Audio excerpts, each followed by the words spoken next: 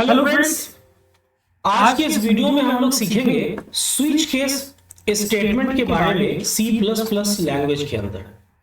देखिए, switch case statement भी if statement की तरह कंडीशनल स्टेटमेंट है, जिसका इस्तेमाल कंडीशन के बेसिस पे किसी ब्लॉक ऑफ स्टेटमेंट्स को या सिंगल स्टेटमेंट को यूज करने के लिए किया जाता है। जहां तक इसके सिंटैक्स की बात है, तो आप स्विच के बाद ब्रैकेट के अंदर, स्मॉल ब्रैकेट के अंदर एक्सप्रेशन लिखते हो और उस एक्सप्रेशन के रिजल्ट पे आप केस में अलग अलग वैल्यू लिखते हो, कांस्टेंट लिखते हो, लिटरल लिखते हो, कोलोन देते हो। उसके बाद जो भी आपको ब्लॉक ऑफ कोड एग्जीक्यूट कराना है, जो सिंगल लाइन का भी हो सकता है, मल्टीपल लाइंस का भी हो सकता है, आप उसको लिखते हो। लेकिन उसके बाद आपको ब्रेक लगाना जरूरी होता है। अगर आप ब्रेक नहीं लगाते हो ना, तो वो अगले केस में भी चला ही जाता है। ठीक है, इस तरह से आप मल्टीपल केसेस लिखते हो और बाद में आप डिफॉल्ट लिखते हो कि भाई जो भी कांस्टेंट मैंने दिया, 1 2 3 4 जो भी मैंने दिया, अगर उनमें से कोई भी कांस्टेंट नहीं है तो आप डिफॉल्ट में चले जाओ। यहाँ पे डिफॉल्ट जो है ना, वो एल्स की तरह काम करता है, इफ के एल्स की तरह। ठीक है, लेकिन यहाँ पे कुछ की पॉइंट्स है। जो आप एक्सप्रेशन देते हो ना स्विच के अंदर, वो एक बार उसका इवैल्यूएशन हो जाता है और उसके बाद उसके हिसाब से जिस भी केस में जाना है ना, उस केस में चला जाता है। ठीक है, लेकिन हर एक केस एक लेवल की तरह बिहेव करता है। चूंकि केस के बाद जो वैल्यू आप देते हो, जो कांस्टेंट आप देते हो, जो लिटरल आप देते हो, उसके बाद आप कोलोन यूज करते हो। और कोलोन जो है ना, वो ऑलवेज लेवल के अंत में लगता है और वो यूनिक ही होना चाहिए। ऐसा नहीं कि केस 1 मैंने लिखा तो मल्टीपल टाइम्स मैंने केस 1 और कोलोन लिख दिया, नहीं, ऐसा नहीं। और ब्रेक स्टेटमेंट आपको यूज करना होगा हर उस केस के अंदर जहां से आपको कंट्रोल को टर्मिनेट करना है। अगर आपने ऐसा नहीं किया तो अगले केस में, नेक्स्ट केस में चला जाएगा। इसको फॉल थ्रू कहा गया है। इस इवेंट को क्या कहा गया है? Fault through. ठीक है, लेकिन अब ऐसा कहा जाता है कि स्विच केस का इस्तेमाल ऑलवेज सिंगल वैल्यू चेकिंग के लिए करना चाहिए। तो ऐसा क्यों कहा जाता है? तो इस एक ही वीडियो में हम लोग बेसिक से लेके पूरा एडवांस चीज सीख लेंगे। तो आप लोग बहुत ध्यान से वीडियो के अंत तक बने रहें, किसी भी पार्ट को स्किप ना करें, ताकि एक ही वीडियो काफी हो कंप्लीट स्विच केस स्टेटमेंट को समझने के लिए। तो आइए बिना समय गवाए हम लोग चले आते हैं टेप सी प्लस प्लस के स्क्रीन पे। अभी आप ध्यान से समझ लें। जैसे आपने लिखा आईएनटी नाम, ठीक है, और एक वेरिएबल आपने ले लिया और यहाँ पे अगर आपने मैसेज दिया सपोज इंटर इंटीजर, ओके, और इसका वैल्यू आपने इनपुट कहां ले लिया? नम में ले लिया। अब बहुत ध्यान से समझना, क्यों कहा जाता है कि सिंगल वैल्यू चेकिंग के लिए यूज होता है। आप स्विच नम कर दो। एक तो बिल्कुल बेसिक चीज, पहले एक बिल्कुल बेसिक एग्जांपल में बता रहा हूं। अगर 1 है तो आप प्रिंट कर दो न्यू लाइन में 1, बहुत सिंपल है। और उसके बाद ब्रेक भी कर दो, बिल्कुल नियम से मैं चल रहा हूं। ठीक है, केस 2, अगर 2 है तो आप 2 प्रिंट कर दो न्यू लाइन में और उसके बाद क्या कर जाओ? ब्रेक कर दो। ठीक है, केस अगर 3 है, ऐसे जितना भी केस आप चाहो लिख सकते हो। तो क्या कर दो? तो आप यहाँ 3 प्रिंट कर दो और यहाँ से भी ब्रेक कर जाओ। और नहीं तो अगर आप मल्टीपल केस भी लिख सकते हो, तो मान लो मैंने 1 2 3 ही लिखा, 4 5 6 भी लिख सकते हो अपने हिसाब से। नहीं तो यहाँ डिफॉल्ट किस तरह काम कर रहा है? एल्स की तरह काम कर रहा है। नहीं तो भाई आप न्यू लाइन में मान लो बाय बाय लिख दो।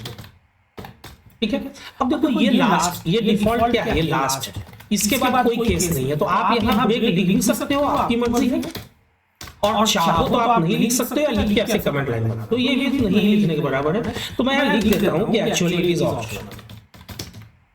एक बार मैं यहाँ पे और डबल स्लैश डाल देता हूँ, कोई फर्क नहीं पड़ता, actually it is optional. Okay, देखो मैंने बिल्कुल बेसिक चीज किया है, कुछ भी नया नहीं किया है। यूजर से नम में इनपुट ले लिया, स्विच में उसको मैंने लगा दिया और बिल्कुल नियम का पालन करते हुए अगर 1 है तो 1 प्रिंट किया, प्रॉपर वे में मैंने ब्रेक भी लगा दिया एंड सो ऑन, जो भी है। ठीक, अभी आप इसको कंपाइल एंड रन करो तो देखो अगर आप 1 डालोगे ना तो आउटपुट में 1 ही आएगा और बजाते वो 1 प्रिंट करने के बाद निकल जाएगा, क्योंकि वहां पे ब्रेक लगा हुआ है। देखो 1 प्रिंट किया और 1 प्रिंट करने के बाद वो निकल भी गया। अगर दोबारा रन मैं कराता हूं और मैंने इस बार 2 डाला, देखो 2 भी प्रिंट किया और यहाँ ये निकल गया। ओके, मैं 3 डालता हूं तो देखो इसने 3 भी प्रिंट किया और ये वहां से निकल गया, कंट्रोल जो है वो वहां से निकल गया। लेकिन इसके अलावा मैं सपोज -10 मैंने डाला तो ये डिफॉल्ट में चला गया, बाय बाय प्रिंट किया और वहां से निकल गया। अगर मैंने सपोज कोई पॉजिटिव इंटीजर डाल दिया 20, यहाँ भी वही चीज हुआ। लेकिन अब क्यों कहा जाता है, देखो एक एक चीज समझ लेना। ये सिंगल वैल्यू चेकिंग है, इसको क्या बोलते हैं, मैं यहाँ पे लिख देता हूँ, it is called single value checking. आसानी से इस्तेमाल हो गया, नहीं बहुत आसानी से इस्तेमाल हो गया, ठीक है। सिंगल वैल्यू चेकिंग हो रहा है, बहुत अच्छी बात है। अगर सपोज मैं चाहूं कि मैं डिफॉल्ट नहीं डालूं, इट्स ओके, आप मत डालो, तो फिर यहाँ लास्ट केस में तो ब्रेक डालने की जरूरत भी नहीं है। आप चाहो तो यहाँ ब्रेक रहने दो, आप चाहो तो इसको हटा दो। क्यों भाई, क्योंकि अब केस 3 के बाद कोई केस तो है ही नहीं ना। पता क्या होगा ये, अब जब आप इसको रन कराओगे, देखो 1 के लिए 1 प्रिंट होगा, 2 के लिए 2 प्रिंट होगा और 3 के लिए 3 प्रिंट होगा। लेकिन अगर 1, 2, 3 के अलावा आप कुछ भी इनपुट करोगे ना, तो कोई मैसेज नहीं आएगा। देखो ना, 1 के लिए 1 तो आया ही था, देखो 2 के लिए 2 भी आ गया, और अगर आप 3 इनपुट करते हो तो 3 भी आ गया। लेकिन अगर इसके अलावा आप कोई भी वैल्यू डालते हो तो ब्लैंक आ जा रहा है। यही वजह है ना कि लोग यहाँ पे डिफॉल्ट यूज करना पसंद करते हैं। और जब भी आप डिफॉल्ट यूज करोगे ना, ठीक है, मान लो मैंने वापस से बाय बाय कर दिया, ठीक है, तो यहाँ ब्रेक मत लगाओ, कोई बात नहीं, लेकिन फिर यहाँ ब्रेक छोड़ना मत, ये तो हो गया। लेकिन सपोज कि आपने ये ब्रेक छोड़ दिया, ये ब्रेक आपने नहीं लिखा, मैंने कमेंट लाइन बना दिया, तो मालूम है क्या होगा, 1 इनपुट करोगे तो 1 आएगा, 2 इनपुट करोगे तो 2 आएगा। लेकिन जब आप 3 इनपुट करोगे ना, तो 3 तो प्रिंट होगा, लेकिन चूंकि इसको ब्रेक नहीं मिलेगा ना, तो ये चला आएगा डिफॉल्ट के भी अंदर और बाय बाय भी प्रिंट होगा। देखो 3 डाल के, अगर अभी आप 3 डालते हो, 3 इनपुट करते हो, अभी देखो 3 प्रिंट हुआ। अच्छा, डिफॉल्ट में क्यों नहीं आया, 3 तो प्रिंट हुआ। हाँ, अब देखो ध्यान से, बहुत ध्यान से समझना, यहाँ मैंने ब्रेक यूज किया, इसको मैंने कमेंट बना दिया। चलो यहाँ से मैं यूज करता हूँ, 1 मिनट, यहाँ पे भी मैं ब्रेक को ऑप्शनल बना देता हूँ, और सपोज यहाँ पे भी मैं ब्रेक को ऑप्शनल बना देता हूँ। डिफॉल्ट किस तरह काम करता है, डिफॉल्ट काम करता है एल्स के तरह। ओके, अभी आप इसको एग्जीक्यूट कराओ और चलो 1 में डालता हूँ। 1 के केस में क्या होना चाहिए, 1 के बाद तो ब्रेक नहीं लगा हुआ है, तो ये 2 में भी चला जाना चाहिए इसको।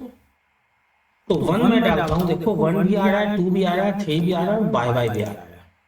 अगर मैं 2 डालता हूँ तो 1 तो नहीं आएगा। देखो अगर मैं 2 डालूंगा, ध्यान देना, अगर मैं 2 डालता हूँ तो नंबर 2 आ गया, तो 1 तो ऑलरेडी 1 में तो गया ही नहीं ना, लेकिन 2 में तो गया। और चूंकि 2 में इसको ब्रेक नहीं मिला, तो 2 प्रिंट करने के बाद ये 3 में भी चला गया, और उसके बाद ब्रेक नहीं मिला तो ये डिफॉल्ट में भी चला गया। तो देखो 2, 3 और बाय बाय ये सब आ रहा है।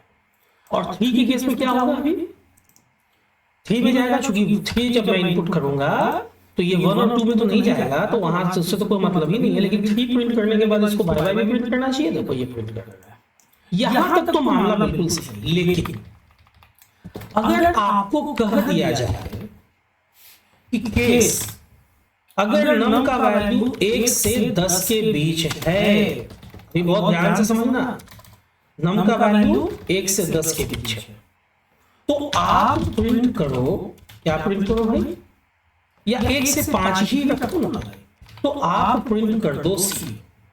ओके, और उसके बाद चलो ब्रेक भी कर जाओ। चलो ये चीज तो क्लियर है कि ब्रेक तो लगाना ही लगाना, ये मिस्टेक हम लोग नहीं करेंगे, है ना। और अगर 6 या उससे ज्यादा है and less than equal to 10 है, अब कहोगे कि मैंने 5-5 का ही गैप ले लिया। आप देखो यहाँ पे आपके ऊपर डिपेंड करता है, आप जैसा गैप ले सकते हो, ये आपकी मर्जी है, ठीक है। तो C++ प्रिंट कर लो, और नहीं तो अच्छा से पहले ब्रेक लगाना मत भूलना, है ना। और नहीं तो मतलब डिफॉल्ट का मतलब क्या होता है, डिफॉल्ट का मतलब ऑलवेज होता है। नहीं तो आप प्रिंट कर दो यहाँ पे जावा। और चलो ये लास्ट केस है, तो इसके बाद हम लोग ब्रेक नहीं लगाते हैं। क्या ये एग्जीक्यूट होगा, देखो तो इसको आप कंपाइल एंड रन करो, देखो एरर दे रहा है ना। देखो ऐसा चीज ये C और C++ में आप केस के साथ ऐसा इस्तेमाल नहीं कर सकते हो। इसीलिए कहा जाता है ना कि स्विच केस का इस्तेमाल सिंगल वैल्यू चेकिंग के लिए होता है। लेकिन एक्चुअली ये मल्टी वैल्यू चेकिंग है, ये मल्टी वैल्यू चेकिंग है। है ना, ऐसा नहीं हो पा रहा, लेकिन इसका उपाय है। इसीलिए मैंने कहा था वीडियो के लास्ट तक बने रहे। अगर आप लोग अभी तक बने हुए हैं बहुत अच्छी बात है, ध्यान देना। केस 1 तो भी आपको सेम चीज प्रिंट करना है ना, और यहीं पे डाल दो केस 2 तो भी यही चीज प्रिंट करना है, केस 3 तो भी यही चीज प्रिंट करना है, केस 4 तो भी यही चीज प्रिंट करना है, और केस 5 सेम चीज प्रिंट करना है। 6 से 15 तक केस 6। अब देखो कोड कितना लंबा हो जा रहा है, आप समझो बात, कितना लंबा कोड हो जा रहा है। अब 6 से 15 लिखने में कितना ज्यादा समय लगेगा। तो मेरे पास अगर इफ स्टेटमेंट नहीं होता तो मैं ये सोचता भी, चलो 6 से 10 ही करता हूं। देखो मैं खुद कोड लिखने में इरिटेट हो गया, तो C++ प्रिंट कर दूं, और नहीं तो जावा प्रिंट कर दूं। सोचो यहाँ पे अभी तो मैंने 6 से 10 लिखा तो मैं इरिटेट हो गया, आप लोग भी इरिटेट हो जाओगे। अगर 15 तक लिखना होता, सोचो कितना मुश्किल है। और वो भी तब जब आपके पास इफ स्टेटमेंट मौजूद है। हाँ, ये अलग बात है, किसी लैंग्वेज में अगर सपोज इफ नहीं होगा, जो कि पॉसिबल नहीं है, इफ तो होगा ही होगा, लेकिन मान लो इन दैट केस अगर होता ही नहीं, तब तो हम लोगों के पास मजबूरी होती है ऐसा करना। लेकिन अगर है तो मैं क्यों यूज करूंगा switch case multi value checking के लिए। इसीलिए लोग बोल देते हैं कि स्विच केस का इस्तेमाल मल्टी वैल्यू चेकिंग के लिए नहीं किया जाता है। नहीं किया जा सकता है ये लोगों ने नहीं कहा है, नहीं किया जाता है ये लोगों ने कहा। अब देखो 1 से 5 के बीच में आता है तो C आ रहा है, और अगर 6 से 15 के बीच में मैं कोई वैल्यू डाल रहा हूं तो देखो C++ आ रहा है, और इससे ऊपर या नीचे कोई वैल्यू मैं डालता हूं तो जावा आ रहा है ना। तो थोड़ा क्रिटिकल हो जाता है, कोड लिखने में लंबा हो जाता है। तो इससे अच्छा है कि हम लोग इफ ही यूज कर लें। लेकिन फिर भी अगर कोई पूछे कि क्या स्विच केस स्टेटमेंट का इस्तेमाल मल्टी वैल्यू चेकिंग के लिए किया जा सकता है, तो आप क्या बोलोगे कि हाँ बिल्कुल किया जा सकता है। थोड़ा क्रिटिकल हो जाएगा इफ के बनस्पत, लेकिन किया तो जा ही सकता है।